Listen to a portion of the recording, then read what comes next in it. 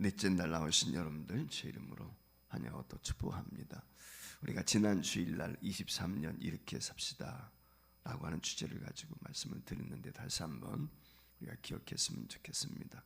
첫 번째는 주님과 동행하는 것입니다. 그리고 두 번째는 교회가 함께하는 것입니다. 그리고 세 번째는 순종이라고 말씀을 드렸습니다. 그러면서 이 한 주간 이렇게 기도합시다라는 주제를 가지고 첫째 날 우리가 예배자로 사는 것, 두 번째는 기도자입니다. 그리고 어제는 찬송하며 삽시다라고 하는 말씀을 드렸습니다. 오늘은 봉사하며 살자고 하는 말씀을 함께 이야기를 나누려고 합니다. 어떤 아버지가 아들에게 심부름을 시킵니다. 심부름을 시키면서 용돈을 이렇게 줍니다. 숙제를 하는 거지 한마디로. 근데 그 아버지와 아들 사이 약조하기를 이제 초등학교 아이인데 구두를 하루에 한 번씩 닦으면 500원씩, 한 달이면 15,000원을 주기로 하고 이 아들이 아버지의 구두를 닦습니다. 근데 얼마 전까지만 해도 아버지 구두가 번쩍번쩍했는데 이 아들이 구두를 닦으면서 아버지의 구두가 번쩍번쩍하는 광기가 사라졌습니다. 한마디로 윤기가 없는 거지요. 물론 아들이 구두 닦는 기술이 부족할 수도 있지만 대충 닦기 때문입니다. 근데 어느 날 아침에 출근하려고 구두를 신는데 보니까 구두가 번쩍번쩍 빛나고 있는 것입니다. 이게 도대체 어떻게 된 건가? 라고 해서 아들을 불렀습니다. 야, 오늘 아침에는 구두가 번쩍번쩍 빛나는데 어떻게 된 거냐? 라고 했더니 이 아들이 아빠에게 이렇게 이야기를 합니다. 그럼 감사해서 그랬습니다. 감사의 표시입니다. 그렇게 이야기를 하는 거예요. 그러면서 아버지가 아들에게 묻습니다. 뭐가 그렇게 감사한데? 그랬더니 이 아들이 아버지에게 이렇게 이야기를 합니다. 아버지가 제 아빠가 되어서 감사합니다 라고 얘기를 하는 거예요. 출근해야 되니까 더 이상 구체적으로는 그 이야기를 묻지 않고 출근을 하면서 마음이 짠합니다. 왜냐하면 어제까지만 해도 구두가 그냥 뭐 닦았는지 안 닦았는지 표도 안 났는데 반짝반짝하는 구두를 신고 출근을 하니까 기분도 좋지만 그 아들이 하는 얘기가 마음에 찡하게 남아 있습니다.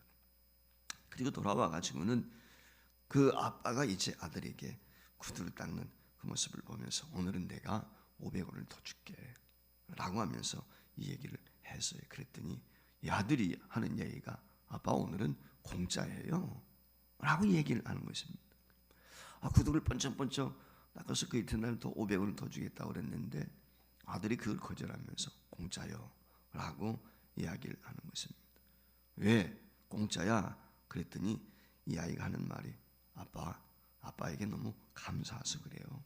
그래서 오늘은 공짜예요 라고 하면서 지방으로 들어가더라고요.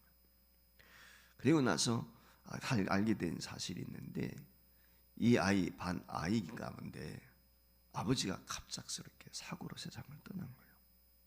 졸지에 친구 아버지가 죽은 거예요. 그러니까 그 아이를 보면서 아버지의 빈자리, 아버지가 이렇게 중요하구나. 아버지의 자리를 초등학생 어린 것이 이미 깨닫게 된 것입니다. 그래서 그날부터 구두를 번쩍번쩍하게 닦은 것이에요. 그래서 그 이야기를 알게 된 이 아버지의 마음이 어떠했겠습니까?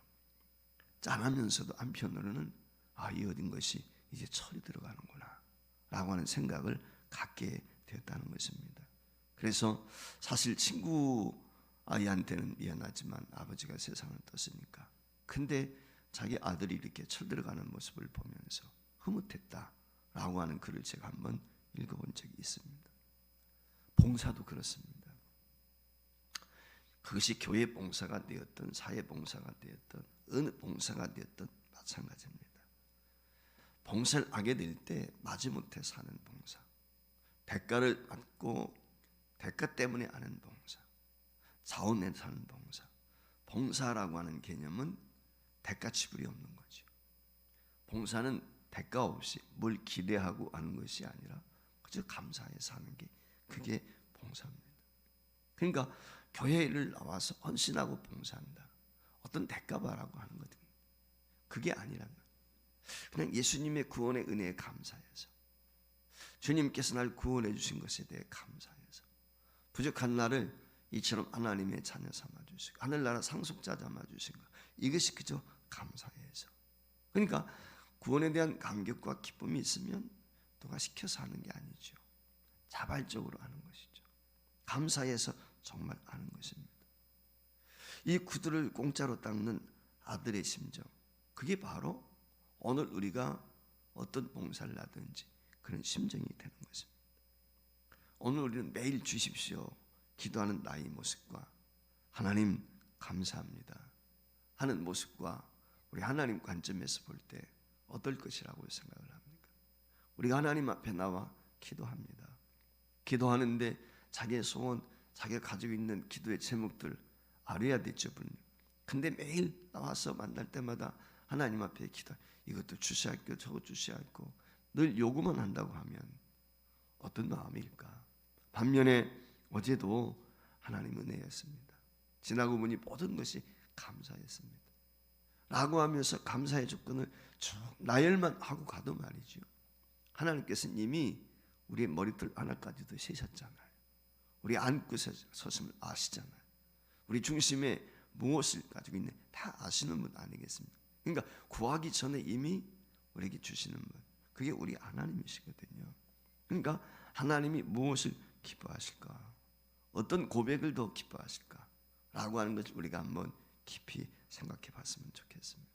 자, 오늘 여기 본문 말씀에 보면 도르가라고 하는 한 여인에 대한 소개가 기록이 되어 있습니다. 다비다라고도 그렇게 말씀을 합니다. 이 다비다, 도르가는 무엇입니까? 한마디로 말하면 봉사, 구제에 앞장섰던 여인임을 오늘 여기 말씀을 하고 있어요. 그런데 그가 안타까운 것이 병들었습니다. 그리고 세상을 떠나게 되었습니다. 많은 이들이 이 도르가의 다비다의 죽음을 안타까워합니다. 근데 마침 그 오늘 여기 나와 있는 것처럼 요바에서 얼마 되지 않는 루다라고 하는 곳에 베드로 사도가 와 있다는 소식을 그들이 듣게 되었습니다. 그래서 베드로에게 사람을 보냅니다. 그리고 베드로에게 간청을 해서 다비다가 있는 곳으로 요바로 초청을 하게 되지요. 와가지고 이야기를 들은 이 베드로가 그 다락에 누워있는, 시신으로 죽어서 누워있는 그 다비다를 우리 베드로가 만나게 되고 하나님 앞에 기도해서 오늘 다비다가 살아났다는 그런 내용의 말씀이 오늘 여기 기록이 되어 있습니다. 그렇습니다. 죽음을 우리가 한번 생각해 보면 안타까운 죽음이 있고 애석한 죽음도 있고 불쌍한 죽음도 있고 많은 사람들에게 어떤 교훈을 주는 죽음도 있고 한편으로는 잘 죽었다 하는 그런 죽음도 있고 죽음의 종류도 갖가지입니다.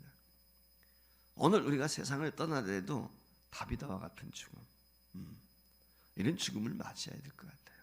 다른 사람들이 애석하고 정말 저 사람은 죽지 말아야 돼, 살아 있어야 되는데 그 안타까운 마음이 있는, 얼마나 오늘 여기 나와 있는 사람들이 사모했으면 베드로 사도를 데리다가 오늘 다시 살리게끔 그렇게 했을까라고 했을 때, 그러면은 이 도르가가, 이 다비다가 어떤 봉사를 했길래, 어떤 일들을 했길래 이처럼 많은 사람들이 그의 죽음을 안타까워하고 결국은 베드로를 통해서 다시 한번 그의 생명을 연장시키는 이런 기적의 주인공이 될 수 있었을까?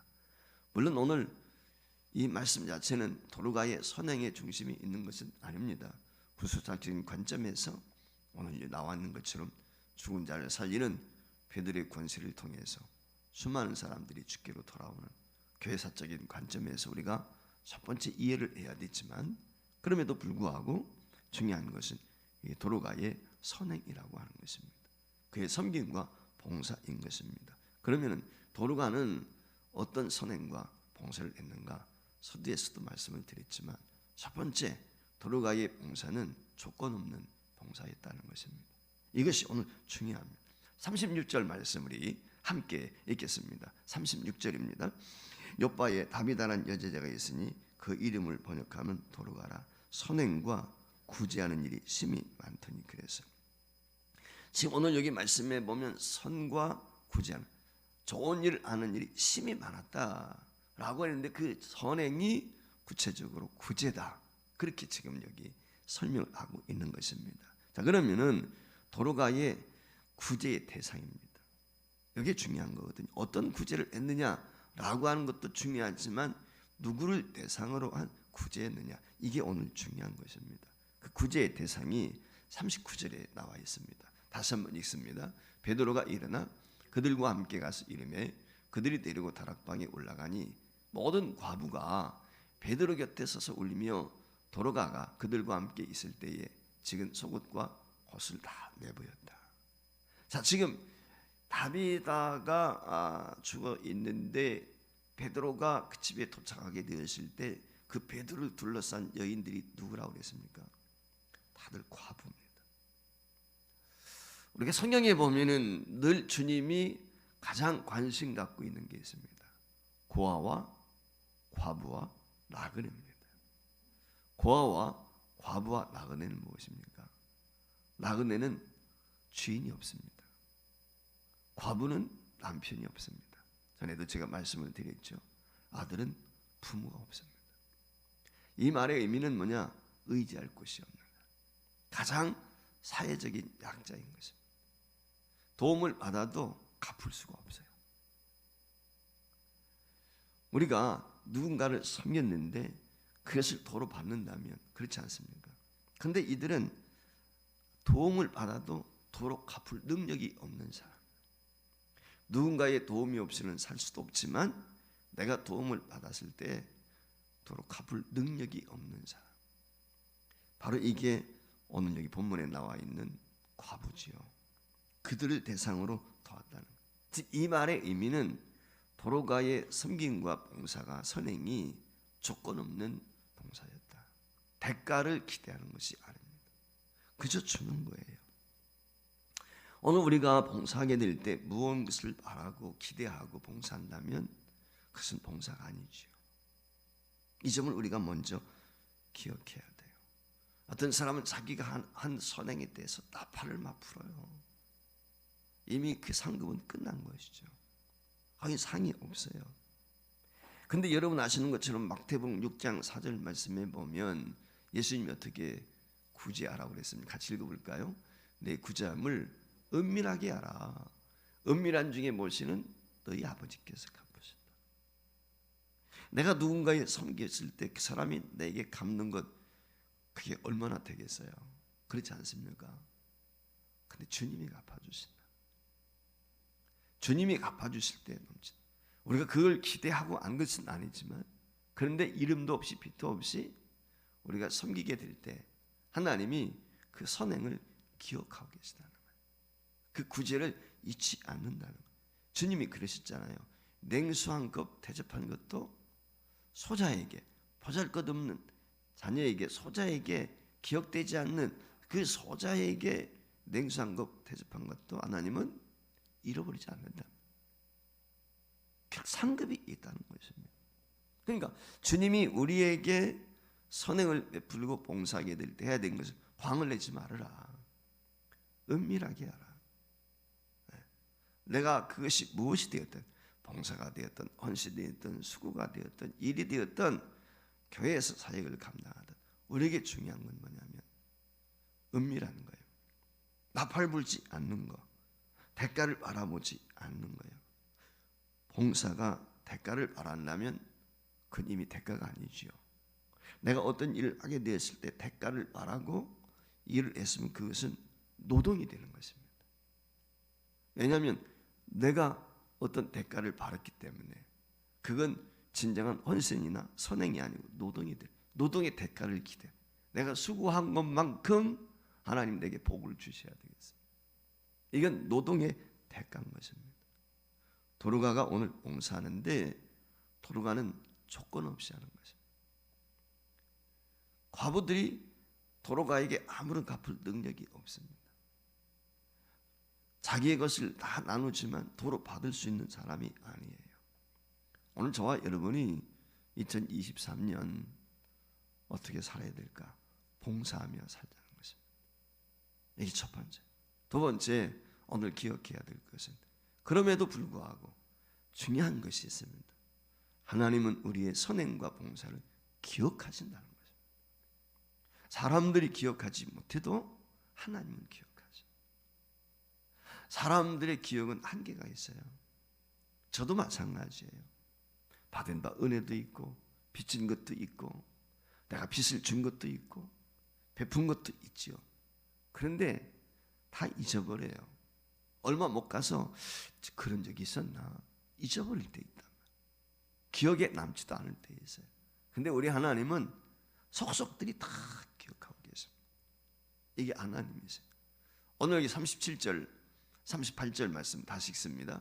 그때에 병들어 죽음에 시체를 씻어 다락에 놓이니라. 룻다가 욥바에서 가까운지라.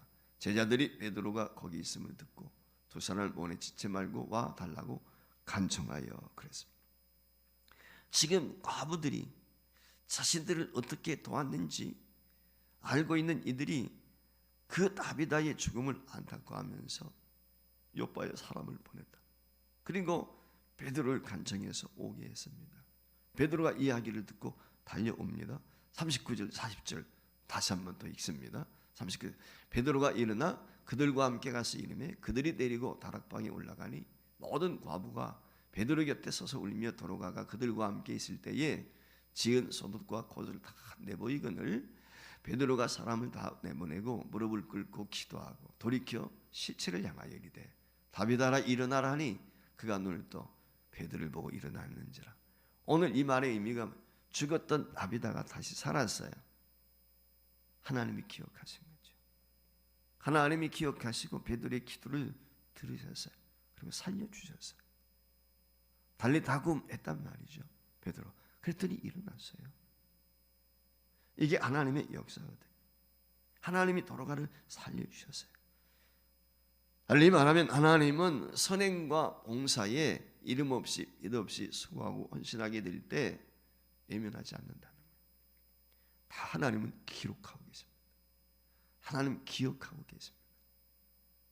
오늘 저와 여러분의 선행과 봉사가 남들이 알아주지 않아도 내가 헌신한 것, 수고한 것에 대해서 남들이 기억하지 못해도 하나님은 다 기억하고 계시다.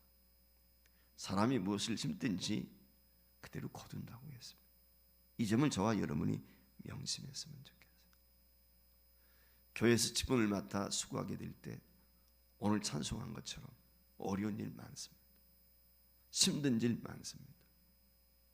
직을 맡았다는 건 십자가를 지는 거예요. 직을 안 맡으면 십자가 없어요. 어려움도 없어요. 욕먹을 일도 없어요. 그런데 어려움이 따릅니다. 일을 맡는다는 건 그런 거예요.